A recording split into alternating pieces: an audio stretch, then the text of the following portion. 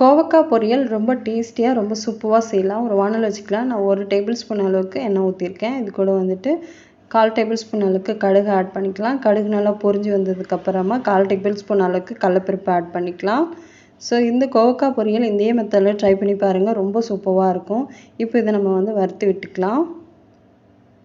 இது கூடவே ஒரே ஒரு காய்ந்த மிளகாவை வந்து 2ஆக கட் பண்ணி இது கூட ஆட் பண்ணியிருக்கேன்.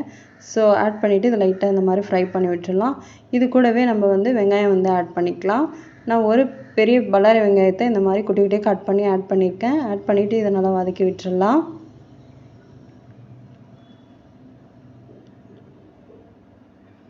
இப்போ இது நல்லா வதங்கி வந்ததுக்கப்புறம் இப்போ கோவக்காவை நம்ம இதில் ஆட் பண்ணிக்கலாம். நல்லா ரவுண்டாக கட் பண்ணி எடுத்து வச்சுருக்கேன். ஒரு 20லேருந்து 25 கோவக்காய் வரையும் நான் இதில் ஆட் பண்ணியிருப்பேன். நல்லா இந்த மாதிரி ரவுண்டாக வந்து மெலிசாக வந்து நல்லா வந்து கட் பண்ணிக்கோங்க. இப்போ இதில் இருந்து நம்ம கட் பண்ணி வச்சுருக்கேன் இந்த கோவக்காய் எல்லாமே ஆட் பண்ணிடலாம். ஆட் பண்ணிவிட்டு இது நல்லா கோல்டன் ப்ரௌன் கலர் வர வரையும் நல்லா வதக்கி விட்டுடலாம். ஸோ எந்த அளவுக்கு நம்ம வெஜிடபிள்ஸ் நல்லா வதக்கிட்டு அதுக்கப்புறம் செய்கிறோமோ அந்த அளவுக்கு அது டேஸ்ட்டு கொடுக்கும். சாப்பிடவும் ரொம்ப எம்மியாக இருக்கும். நல்லா வதக்கி விட்டுடலாம். இது கொஞ்சம் நல்லா இது கூடவே நல்லா வதங்கி வர வரையும் நம்ம இதை நல்லா வதக்கி விட்டுடலாம். அவ்வளோதான். இதுக்கு வந்து கொஞ்சமாக நம்ம தண்ணி ஊற்றிக்கலாம். இப்போது இது நல்லா முழுகிற அளவுக்கு மட்டும் லைட்டாக நம்ம தண்ணி ஊற்றிடலாம். ஒரு 1/4 டம்ளர் அளவுக்கு நம்ம வந்து தண்ணி ஊற்றிடலாம் முழுகிற அளவுக்கு. இது கூடவே இப்போ வந்து கொஞ்சமாக வந்து சில்லி பவுடர் ஆட் பண்ணிக்கலாம். இப்போது 1 டேபிள் ஸ்பூன்லேருந்து 2 டேபிள் ஸ்பூன் வரையும் ஆட் பண்ணிக்கலாம். கொஞ்சம் ஸ்பைசஸ் கூட வேணால் 3 கூட ஆட் பண்ணிக்கலாம். நான் ஒரு 1 டேபிள் ஸ்பூன் அளவுக்கு ஆட் பண்ணியிருக்கேன். இது கூட வந்து 1/4 டேபிள் ஸ்பூன் உப்பு ஆட் பண்ணியிருக்கேன். இதை வந்து மிக்ஸ் பண்ணி விட்டுடலாம். இப்போது இது கூட கொஞ்சமாக வந்து மஞ்சள்தூள் ஆட் பண்ணியிருக்கேன் ஒரு பிஞ்ச் அளவுக்கு. அதையும் இப்போது நல்லா வதக்கி விட்டுடலாம்.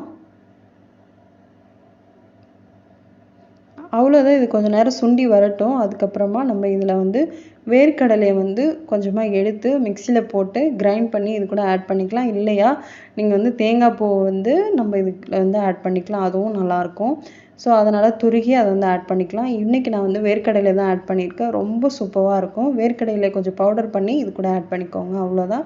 ரொம்பவே டேஸ்டியான ஒரு சூப்பரான கோவக்காய் பொரியல் எம்மியாக ரெடி ஆகிடும். இதை நல்லா இந்த மாதிரி மிக்ஸ் பண்ணி விட்டுட்டு ரைஸோட நம்ம தொட்டுக்கையே அதை வச்சு சாப்பிடும்போது வேறு லெவலில் இருக்கும். அதோட டேஸ்ட் வந்து சூப்பராக இருக்கும். கண்டிப்பாக இதே மெத்தடில் செஞ்சு பார்த்துட்டு எப்படி இருந்துன்னு கமெண்ட் பண்ணுங்கள். ரொம்பவே சூப்பரான டேஸ்டியான இந்த ரெசிபியை கண்டிப்பாக நீங்களும் உங்கள் வீட்டில் ட்ரை பண்ணி பார்த்துட்டு எப்படி இருந்துன்னு கமெண்ட் பண்ணுங்கள். வெயிட் லாஸ் பண்ணணும்னு நினைக்கிறவங்க கண்டிப்பாக இதை ரெகுலராக எடுத்துக்கலாம். ஆனால் லாஸ்ட்டில் போட்ட இந்த தேங்காய் பூவோ இல்லை நீங்கள் அந்த வேர்க்கடலையோ நீங்கள் வந்து ஸ்கிப் பண்ணிடணும் வெயிட் லாஸ் பண்ணணும்னு நினைக்கிறவங்க. இதை வந்து நீங்கள் ரெகுலராக வெயிட் லாஸில் ஆட் பண்ணிக்கலாம். ரொம்ப ஹெல்த் பெனிஃபிட் ஏராளமாக இருக்கும். ஸோ கண்டிப்பாக ட்ரை பண்ணி பார்த்துட்டு எப்படி இருந்துன்னு கமெண்ட் பண்ணுங்கள். மறக்காமல் கவி சுப்ரீம் சமையல் சேனலை சப்ஸ்கிரைப் பண்ணிக்கோங்க. Bye bye. See you for next video. Bye bye. Take care.